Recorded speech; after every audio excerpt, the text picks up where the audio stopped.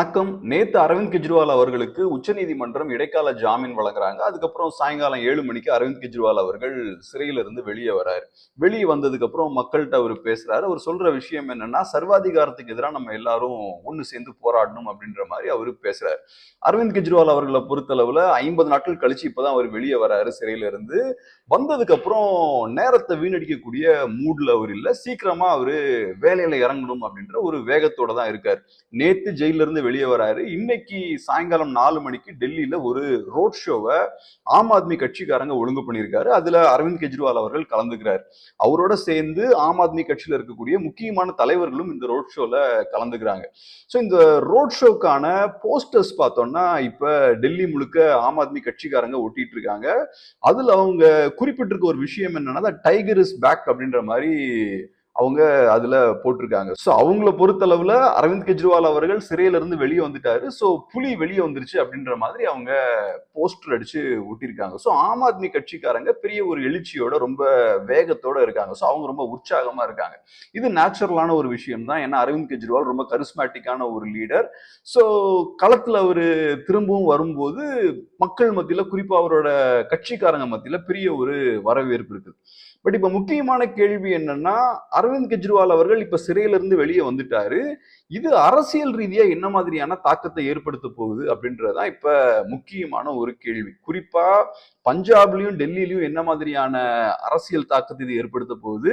அது மட்டும் இல்லாம ஓவராலா இந்தியா முழுக்க இன்னும் 4 ஃபேஸ் எலெக்ஷன்ஸ் நடக்க வேண்டி இருக்கு.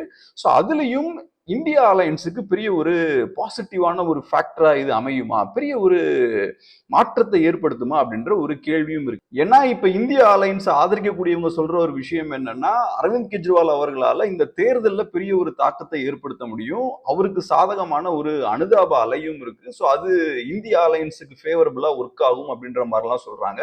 அதுல எந்த அளவுக்கு உண்மை இருக்கு அப்படின்ற விஷயத்தை இந்த வீடியோல நம்ம பார்ப்போம். ஸோ முதல்ல நம்ம டெல்லியில இருந்து ஆரம்பிப்போம். டெல்லியில கள சூழல் எப்படி இருக்கு, அரவிந்த் கெஜ்ரிவால் அவர்களோட வருகை எப்படி அதை இம்பாக்ட் பண்ண போகுது அப்படின்ற விஷயத்த ஃபர்ஸ்ட் நம்ம பார்ப்போம். டெல்லியை பொறுத்தளவுல மொத்தம் 7 சீட்ஸ் இருக்கு. காங்கிரஸும் ஆம் ஆத்மி கட்சியும் சேர்ந்து கண்டெஸ்ட் பண்றாங்க. ஸோ பிஜேபிக்கு எதிராக அவங்க போட்டிடுறாங்க. போன எலெக்ஷன்ஸை பார்த்தோம்னா கம்ப்ளீட்டா பிஜேபி ஸ்வீப் பண்றாங்க. மொத்தமா இருக்கக்கூடிய அந்த 7 சீட்ஸையும் பிஜேபி வின் பண்றாங்க. அதுக்கு முந்தின தேர்தலையும் பிஜேபி கம்ப்ளீட்டா டெல்லியை வந்து ஸ்வீப் பண்றாங்க. போன எலெக்ஷன்ஸை பொறுத்தளவுல ஆம் ஆத்மி கட்சியோட வாக்கு சதவிகிதம் எவ்வளவா இருக்குன்னு பார்த்தோம்னா 18% இருக்கு. காங்கிரஸ் பார்ட்டிக்கு 22% இருக்கு. ஸோ இந்த எலெக்ஷன்ஸை பொறுத்தளவுல ஆம் ஆத்மி கட்சி, காங்கிரஸ் பார்ட்டி 2 பேரும் சேர்ந்து கண்டெஸ்ட் பண்றதுனால அது அவங்களுக்கு பெரிய ஒரு அட்வான்டேஜ். ஸோ கணக்குக்கு நம்ம இவங்க 2 பேரோட ஓட்ஸும் சேரும் அப்படின்ற மாதிரி நம்ம எடுத்துக்கலாம். ஸோ அந்த வகையில 2 பேரோட ஓட்ஸையும் நம்ம சேர்த்தோம்னா 40% வருது. பட் இதுல சிக்கல் என்னன்னா, போன எலெக்ஷன்ல பிஜேபி 57% ஓட்ஸ் வந்து வாங்கியிருக்காங்க. 2019ல ஏறக்குறைய 46% ஓட்ஸ் வாங்கியிருக்காங்க. அதுல இருந்து பெரிய ஒரு ஏற்றம் போன தேர்தலில் ஏற்படுது. 57% வாக்குகளை வந்து பாஜக வாங்கியிருக்காங்க. சோ அந்த வகையில பார்க்கும்போது ஆம் ஆத்மி கட்சி, காங்கிரஸ் 2 பேரும் சேர்ந்தா கூட 40% ஓட்ஸ் தான் வருது. ஸோ கொஞ்சம் டஃப்பான ஒரு ஃபைட்டா தான் இருக்க போகுது அப்படின்ற மாதிரி தான் தெரியுது. பட் இதுல காங்கிரஸுக்கும் ஆம் ஆத்மிக்கும் இருக்கக்கூடிய ஒரு அட்வான்டேஜ் என்னன்னு பார்த்தோம்னா, நம்ம ஏற்கனவே பார்த்தது போல டெல்லியில ஒரு பெரிய ஒரு அனுதாப அலை இருக்கு. ஸோ அது ஆம் ஆத்மி கட்சிக்கு ஃபேவரா ஒர்க் ஆகிறதுக்கான ஒரு வாய்ப்பு இருக்கு.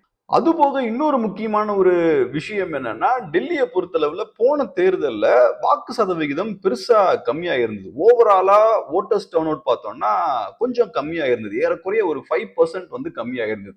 அதுக்கான முக்கியமான காரணம் என்னன்னா, காங்கிரஸும் ஆம் ஆத்மி கட்சியும் போன எலெக்ஷன்ல வந்து தனித்தனியா கண்டெஸ்ட் பண்ணாங்க. சோ அப்படி தனித்தனியா அவங்க கண்டெஸ்ட் பண்ணும்போது மக்களுக்கு, குறிப்பா காங்கிரஸ் பார்ட்டி, ஆம் ஆத்மி கட்சி ஆதரவாளர்களுக்கு ஃபர்ஸ்டே தெரியும் இவங்க 2 பேரும் தனியா கண்டெஸ்ட் பண்றதுனால ஓட்ஸை பிரிக்க போறாங்க, கண்டிப்பா பிஜேபி தான் ஜெயிக்க போறாங்க அப்படின்ற விஷயம் அவங்களுக்கு நல்லா தெரியும்.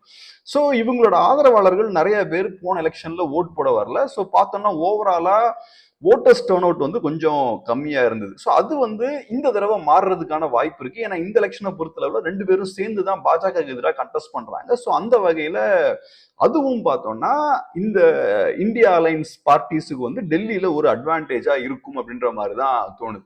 பட் இவங்களுக்கு இருக்கக்கூடிய மிகப்பெரிய ஒரு சிக்கல் என்னன்னா, ஆம் ஆத்மி காங்கிரஸ் பார்ட்டி ரெண்டு பேரும் ஒரு கூட்டணி ஃபார்ம் பண்ணிருக்காங்க இல்லையா டெல்லியில. இது மக்கள் மத்தியில எடுபடுமா, இந்த கெமிஸ்ட்ரி ஒர்க் ஆகுமா அப்படின்ற ஒரு பெரிய கேள்வி இருக்கு. ஏன்னா இதுக்கு முன்னாடி நடந்த எலெக்ஷன்ஸ்ல எல்லாம் பார்த்தோம்னா காங்கிரஸ் பார்ட்டியும் ஆம் ஆத்மியும் தனியா கண்டெஸ்ட் பண்றாங்க. அப்ப குறிப்பா காங்கிரஸ் பார்ட்டியை எதிர்த்து தான் ஆம் ஆத்மி அப்படின்ற இந்த கட்சியவே அவங்க கட்டுறாங்க. சோ காங்கிரஸ் எதிர்ப்பு அரசியல ரொம்ப ஸ்ட்ராங்கா கையில எடுத்த ஒரு கட்சி பார்த்தோம்னா அது ஆம் ஆத்மி. சோ இப்ப ரெண்டு பேரும் சேர்ந்து அவங்க பாஜகவுக்கு எதிராக எலெக்ஷனை கண்டெஸ்ட் பண்றாங்க. இது மக்கள் மத்தியில எடுபடுமா அப்படின்ற முக்கியமான ஒரு கேள்வி இருக்கு. அது போக நம்ம நோட் பண்ண வேண்டிய இன்னொரு முக்கியமான விஷயம் என்னன்னா, இந்த கூட்டணி காங்கிரஸ் பார்ட்டிக்கும் ஆம் ஆத்மி கட்சிக்கும் இடையே இருக்கக்கூடிய இந்த கூட்டணி அந்த கட்சிகளுக்குள்ளேயே நிறைய பிரச்சனைகளை கிளப்பி இருக்கு. குறிப்பா காங்கிரஸ் பார்ட்டியை சேர்ந்த அரவிந்தர் சிங் லவ்லி பார்த்தோம்னா கட்சியில இருந்து அவர் வெளியேறாரு. 3 எம்எல்ஏவையும் கூட்டிட்டு அவர் வெளியே போறாரு. வெளியே போய் அவர் பாஜகவோட போய் சேர்ந்துறாரு. அவரோட சப்போர்ட்டர்ஸோட பாஜகவோட போய் சேர்ந்துடுறாரு. அதுக்கு காரணம் அவர் சொல்ற விஷயம் என்னன்னா, காங்கிரஸ் பார்ட்டி ஆம் ஆத்மியோட அலைன்ஸ் ஃபார்ம் பண்ணிட்டாங்க. சோ அதை எங்களால நியாயப்படுத்த முடியல. அதனாலதான் நான் வெளியே போயிட்டேன் அப்படின்ற மாதிரி சொல்றாரு. அதுதான் உண்மையான காரணமான்னு தெரியல. பட் ஓப்பனா அவர் வெளியே சொன்ன காரணம்னு பார்த்தோம்னா இதுதான். சோ அந்த வகையில பார்த்தோம்னா ஆம் ஆத்மி காங்கிரஸ் இந்த ரெண்டு கட்சிகளுக்குள்ளேயுமே கூட நிறைய பிரச்சனைகள் இருக்கு. அவங்களுக்கும் இந்த அலைன்ஸ்ல நிறைய பேருக்கு விருப்பம் இல்லை. ஏன்னா இப்ப சீட்ஸையும் பார்த்தோம்னா பிரிக்க வேண்டிய ஒரு சூழல் இருக்கு. மொத்தமே டெல்லியில 7 சீட்ஸ் தான் இருக்கு. அதுல ஆம் ஆத்மி கட்சி 4 சீட்ல போட்டிடுறாங்க. காங்கிரஸ் பார்ட்டி 3 சீட்ஸ்ல போட்டிடுறாங்க. சோ அவங்க ஓவராலா அவங்க போட்டியிடக்கூடிய சீட்ஸோட எண்ணிக்கையும் பார்த்தோம்னா கம்மியா இருக்கு. சோ இப்ப இந்த ரெண்டு கட்சிகளுக்கும் அவங்க கட்சிக்காரங்க நிறைய பேருக்கு சீட்ஸ் கொடுக்க முடியாது. சோ நிறைய பேர் அகாமடேட் பண்ண முடியாது. அதுவும் பார்த்தோம்னா அவங்களுக்கு சில பிரச்சனைகளை கிரியேட் பண்ணுது.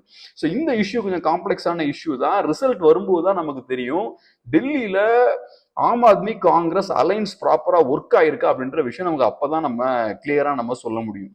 இதுல காங்கிரசுக்கும் ஆம் ஆத்மி கட்சிக்கும் இருக்கக்கூடிய ஒரு அட்வான்டேஜ் என்னன்னா, பிஜேபி 2014லயும் கம்ப்ளீட்டா ஸ்வீப் பண்றாங்க, 7 சீட்ஸ் வின் பண்றாங்க. 2019லயும் கம்ப்ளீட்டா ஸ்வீப் பண்றாங்க. 2019 பொறுத்தளவுல பெரிய ஒரு மார்ஜின்ல அவங்க ஜெயிக்கிறாங்க. 57% ஓட் ஷேரை வந்து அவங்க வாங்குறாங்க. சோ அந்த வகையில ஒரு உச்சத்தை அவங்க தொட்டுட்டாங்க. இனிமேல் அதுக்கு மேல போக முடியாது. கீழே வேணா இறங்கலாம் அப்படின்ற ஒரு சூழல் தான் இருக்கு. சோ மேபி போன எலெக்ஷன்ஸ் அதுக்கு முந்தின எலெக்ஷன்ஸ் எல்லாம் பாஜக ஜெயிச்சனால மக்கள் மத்தியில கொஞ்சம் ஒரு ஆன்டி இன்கம்பன்சியும் பில்ட் ஆயிருக்குமோ அப்படின்ற ஒரு விஷயமும் இருக்கு. அது இன்கேஸ் நடந்திருந்ததுன்னா அது ஆம் ஆத்மிக்கும் காங்கிரஸுக்கும் ஃபேவரபிளா ஒர்க் ஆகிறதுக்கான வாய்ப்பு இருக்கு. இதுல இன்னொரு இன்ட்ரெஸ்டிங்கான ஒரு விஷயம் என்னன்னா, இந்த தேர்தலை பொறுத்தளவுல ஆம் ஆத்மி கட்சிக்காரங்க பாஜகவோட அஜெண்டாவையும் கையில் எடுக்கிறாங்க. சோ அது ஒரு எக்ஸ்பெரிமெண்ட் அவங்க பண்ணி பாக்குறாங்க. இது எப்படி ஒர்க் ஆகும் அப்படின்றதும் ஒரு முக்கியமான ஒரு கேள்விதான். அவங்களோட மேனிஃபெஸ்டோவை பார்த்தோம்னா அதுல அவங்க முக்கியமான ஒரு விஷயம் சொல்லியிருக்காங்க. எங்களோட ஆட்சி ராமராஜ்யம் அந்த ஐடியாலஜியை பேஸ் பண்ணி தான் நாங்க ஆட்சி நடத்துவோம் அப்படின்ற மாதிரி மேனிஃபெஸ்டோல குறிப்பிட்டிருக்காங்க. சோ இது வந்து பிஜேபியோட வாக்காளர்களை கவர்றதுக்கான ஒரு முயற்சி. அது எப்படி ஒர்க் ஆகும் அப்படின்ற விஷயத்தையும் நம்ம வெயிட் பண்ணி தான் பார்க்கணும். சோ என்ன பொறுத்தளவுல டெல்லி இருக்கக்கூடிய சூழலை வச்சு நம்ம பார்க்கும்போது பிஜேபிக்கு கண்டிப்பா ஸ்லைட்டான ஒரு அட்வான்டேஜ் இருக்கு அப்படின்ற மாதிரி தான் தெரியுது. பட் நம்ம ரிசல்ட்ஸ் வர வரைக்கும் நம்ம வெயிட் பண்ணி பார்ப்போம். அடுத்து பஞ்சாபை பொறுத்தளவுல பஞ்சாப்ல 13 சீட்ஸ் இருக்கு. பஞ்சாப்ல கிளியரா ஆம் ஆத்மி கட்சிக்கு பெரிய ஒரு அட்வான்டேஜ் இருக்கு. ஏன்னா ஏற்கனவே 2022ல ஆம் ஆத்மி கம்ப்ளீட்டா பஞ்சாபை ஸ்வீப் பண்றாங்க. அந்த வேவ் வந்து இன்னும் பஞ்சாப்ல இருக்கு. ஸோ இப்போ வரக்கூடிய கருத்து கணிப்புகள்லாம் சொல்ற ஒரு விஷயம் என்னன்னா, பஞ்சாப்ல ஆம் ஆத்மி கண்டிப்பா மினிமம் 8ல இருந்து 10 சீட்ஸ் அவங்க வின் பண்ணுவாங்க. ஸோ மொத்தம் 13 சீட்ஸ் இருக்கக்கூடிய பஞ்சாப்ல 8 to 10 அது ஒரு பெரிய ஒரு நம்பர் தான். ஸோ பஞ்சாப்ல ஆம் ஆத்மி நல்லா ஸ்கோர் பண்ணுவாங்க அப்படின்ற மாதிரி தான் சொல்றாங்க. ஸோ அந்த வகையில பஞ்சாபை பொறுத்தளவுல பேசுறதுக்கு பெருசா ஒன்றும் இல்லை. ஏன்னா வரக்கூடிய கருத்து கணிப்புகள் எல்லாமே ஆம் ஆத்மிக்கு ஃபேவரபிளா தான் வருது. ஸோ கன்வீனியன்ட்டா ஆம் ஆத்மி கட்சி பஞ்சாப்ல நல்லா பெர்ஃபார்ம் பண்ணுவாங்க, மெஜாரிட்டி சீட்ஸ் அவங்க வின் பண்ணுவாங்க அப்படின்ற மாதிரி தான் தோணுது. அடுத்ததா நம்ம மூணாவதா பார்க்கக்கூடிய விஷயம் என்னன்னா, இப்ப அரவிந்த் கெஜ்ரிவால் அவர்கள் சிறையில இருந்து வெளியே வந்திருக்காரு. இது ஓவராலா இந்தியன் பாலிடிக்ஸை இன்ஃப்ளூயன்ஸ் பண்ணுமா? குறிப்பா ஏன்னா அவர் இந்த டைமிங் பார்த்தோம்னா எலெக்ஷனுக்கு நடுவுல அவர் வெளியே வந்திருக்காரு. ஸோ 3 ஃபேஸ் எலெக்ஷன்ஸ் முடிஞ்சிருக்கு. அதுக்கப்புறம் அவரு சிறையில இருந்து வெளியே வராரு. அடுத்தது மே 13ஆம் தேதி 4வது ஃபேஸ் நடக்க போகுது. ஸோ இனி வரக்கூடிய அந்த ஃபேஸஸ்லாம் இருக்கு இல்லையா, அதை அரவிந்த் கெஜ்ரிவாலால பெருசா இம்பாக்ட் பண்ண முடியுமா அப்படின்ற ஒரு கேள்வி இருக்கு. இதுல முக்கியமான ஒரு விஷயம் என்னன்னா, ஆம் ஆத்மி கட்சிக்கும் சரி அரவிந்த் கெஜ்ரிவால் அவர்களுக்கும் சரி அவங்க வந்து டெல்லியை பேஸ் பண்ணி இருக்காங்க. ஸோ இது பெரிய ஒரு அட்வான்டேஜ். இப்போ தமிழ்நாட்டையே எடுத்துக்கிட்டிங்கன்னா மோஸ்ட்லி மீடியா கவர் பண்ணக்கூடிய நியூஸ் பார்த்தீங்கன்னா மோஸ்ட்லி சென்னை சென்ட்ரிக்காக இருக்கும். ஸோ சென்னையில் இருக்க நியூஸ் பார்த்தோன்னா அதிகமாக வெளியே வந்துட்டு இருக்கும். அந்த வகையில் இந்தியா ஓவராலாக ஒரு நாடை எடுத்துக்கிட்டோம்னா டெல்லியில் இருக்கக்கூடிய நியூஸாக இருக்கலாம், டெல்லியில் நடக்கக்கூடிய பொலிட்டிக்கல் ஈவெண்ட்ஸாக இருக்கலாம், அதுக்கு எப்பவுமே பெரிய ஒரு ரீச் இருக்கும். ஸோ அந்த வகையில் இப்போ கூட பார்த்தீங்கன்னா அரவிந்த் கெஜ்ரிவால் அவர்கள் ரிலீஸ் ஆனதுக்கப்புறம் பெரிய ஒரு இம்பாக்டை ஏற்படுத்த முடியுது. நம்ம இன்னைக்கு தமிழ்நாட்டில இருந்து நம்ம பேசிட்டு இருக்கோம். இது ஒரு நேஷனல் நியூஸா மாறுது. ஸோ அரவிந்த் கெஜ்ரிவால் அவர்கள் டெல்லியில இருந்து பவர்ஃபுல்லான வேலைகளை அவர் பார்த்தாருன்னா அதோட இம்பாக்ட் பார்த்தோம்னா ஓவராலா இந்தியா முழுக்க இருக்கும். ஸோ அந்த வகையில இந்தியா அலையன்ஸுக்கு அது ஒரு பெரிய ஒரு பாசிட்டிவ் ஃபேக்டரா அமையும். அதுபோக இன்னொரு முக்கியமான விஷயம் என்னன்னா, நம்ம ஃபர்ஸ்டே பார்த்தது போல டெல்லியை பொறுத்தளவுல அரவிந்த் கெஜ்ரிவால் அவர்களுக்கு சாதகமான ஒரு அனுதாப அலை அங்க கிரியேட் ஆகிறதுக்கான ஒரு வாய்ப்பு இருக்கு. பட் அதையும் தாண்டி ஓவராலா இந்தியா ஃபுல்லாவே மக்கள் பார்க்கும்போது, குறிப்பா கொஞ்சம் படிச்ச மக்கள் எல்லாம் பார்க்கும்போது அரவிந்த் கெஜ்ரிவால் அவர்களை சிறையில் அடைக்கிறத வந்து அவங்க நியாயமான ஒரு விஷயமா பார்ப்பாங்களா அப்படின்ற ஒரு கேள்வியும் இருக்கு. ஏன்னா எவ்வளவோ கரப்டான பொலிட்டீஷியன்ஸ், ரொம்ப மோசமா கரப்டான பொலிட்டீஷியன்ஸ் நிறைய பேர் ஃப்ரீயா சுத்திட்டு இருக்காங்க. அதுலயும் குறிப்பா நிறைய அரசியல்வாதிகள் பாஜக போய் சேர்ந்ததுக்கு அப்புறம் கம்ப்ளீட்டா அவங்க மேல இருக்கக்கூடிய அந்த வழக்குகள் எல்லாம் பார்த்தோம்னா காணாம போகுது. ஸோ அந்த விஷயங்கள் எல்லாம் மக்கள் கொஞ்சம் பேர் கண்டிப்பா பார்த்துட்டு தான் இருப்பாங்க. அதுலயும் முக்கியமா ஆம் ஆத்மி கட்சியை பொறுத்தளவுல அவங்களோட கேடர் பேஸ் பார்த்தோம்னா ரொம்ப ஸ்ட்ராங்கான ஒரு கேடர் பேஸ், நல்லா களத்துல இறங்கி ஒர்க் பண்றதுக்கு தயாரா இருக்கக்கூடிய ஒரு கேடர் பேஸ். அது மட்டும் இல்லாம நல்லா படிச்ச யங்ஸ்டர்ஸ் நிறைய பேர் இருக்கக்கூடிய ஒரு கட்சி. ஸோ இப்போ அவங்களுக்கு பேசுறதுக்கு நல்ல பாயிண்ட்ஸ் எல்லாம் கிடைச்சதுன்னா அதை வந்து நல்ல வேகத்தோட அவங்க நல்ல வீரியத்தோட அவங்க மக்கள்கிட்ட அக்ரஸிவா எடுத்துட்டு போகக்கூடிய கெப்பாசிட்டி இந்த ஆம் ஆத்மி கட்சிக்கு உண்டு. ஸோ அந்த வகையில இப்ப அரவிந்த் கெஜ்ரிவால் அவர்கள் வெளில வந்ததுக்கு அப்புறம் அவங்களுக்கும் நல்ல ஒரு எனர்ஜி கிடைச்சிருக்கும். ஸோ ஓவராலா பஞ்சாப், டெல்லி எல்லாம் தாண்டி மற்ற நிறைய மாநிலங்கள்லயும் அவங்களுக்கு நல்ல பிரசன்ஸ் இருக்கு. ஸோ அந்த மாநிலங்களையும் அவங்க இந்த விஷயங்கள் எல்லாம் கண்டிப்பா கொண்டு போறதுக்கான வாய்ப்பும் உண்டு. பட் அதை தாண்டி அரவிந்த் கெஜ்ரிவால் அவர்களாலையும் ஆம் ஆத்மி கட்சியாலையும் வரக்கூடிய நாட்கள்ல தேர்தலை வந்து எப்படி இம்பாக்ட் பண்ண முடியும் அப்படின்ற விஷயத்த நம்ம வெயிட் பண்ணி தான் பார்க்கணும். ஏன்னா அரவிந்த் கெஜ்ரிவால் அவர்கள் இப்பதான் சிறையில வந்து வந்திருக்காரு. ஸோ முன்னாடி மாதிரி அக்ரெசிவா பேசுவாரா இல்ல கொஞ்சம் அடங்கி போவாரா அப்படின்ற விஷயத்தெல்லாம் நம்ம வரக்கூடிய நாட்கள்ல பார்த்தாதான் நமக்கு சொல்ல முடியும்.